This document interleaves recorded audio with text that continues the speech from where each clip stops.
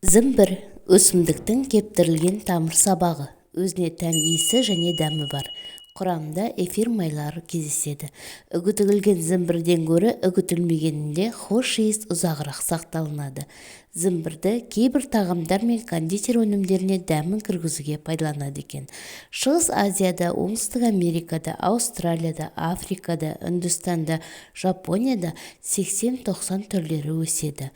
Қарапайым зімбір тамырында эфир майларымен бірге фенол тәріздес заттектер бар. Зімбір саудаға тамырлар түрінде және ұнтақталған болып түседі.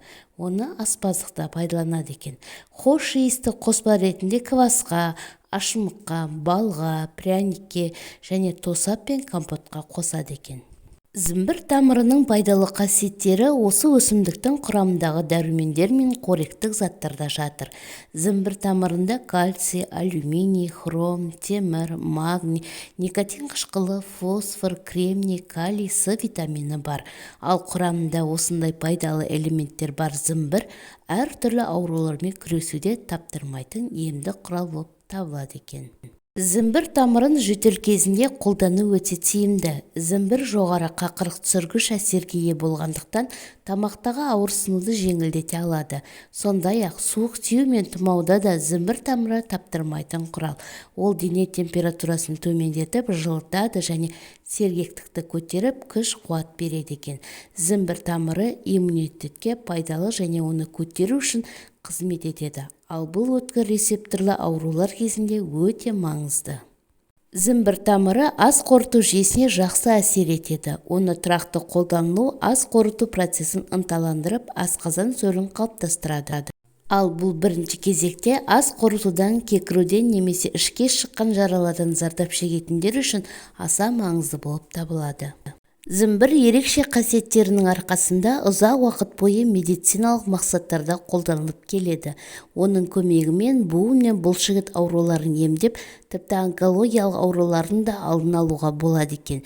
Дегенмен зімбір кейбір дәрілермен өзара әрекеттесіп, олардың тиімділігін арттыра алады, ал тағы басқалармен біріккенде олардың әсерін тоқтатып тастауы мүмкін. Сонымен зімбір тамыры жүрек, диабетке қарсы препараттардың әсерін арттырады екен.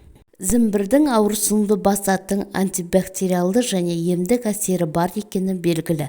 Бұл өсімдік иммундық жүйені керемет нығайтады және тітіркенуді басады. Оны тамаққа жүйелі түрде қолданған кезде асқазан сөлін қалыптастыра және ас қорытуды ынталандыра отырып, ас қорыту жүйесіндегі қиындықтардан арыла аласыз. Бұл өсімдік тамыры суық тию немесе тұмау кезінде өте тиімді көмектеседі. Онымен тамақ ауруын, жөтелді емдеп, дене қызуын түсіруге болады екен. Ол денені іштей жылытып, ағзаға бойын билеген инфекцияға қарсы күресуге көмектеседі. Зімбір әйелдерге, әсіресе зат алмасуды жақсарту арқылы салмақ тастағысы келетіндерге өте пайдалы. Сонымен қатар зімбір тағы бір керемет әсерге ие.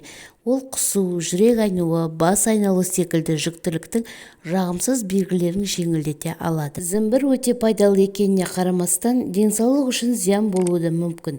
Өсімдіктің ащы болуына байланысты асқазан, ішек, бауыр және өт қабы ауруы бар адамдар оны аса сақтықпен қолдануы керек. Сондай-ақ жүрек қан тамыры аурулары барларға зімбірден бас тартқан абзалырақ. Өйткені бұл өсімдік қан ағымын арттырады. Қанның тамырлар мен артериялардан өту көрсеткішін төмендетеді екен.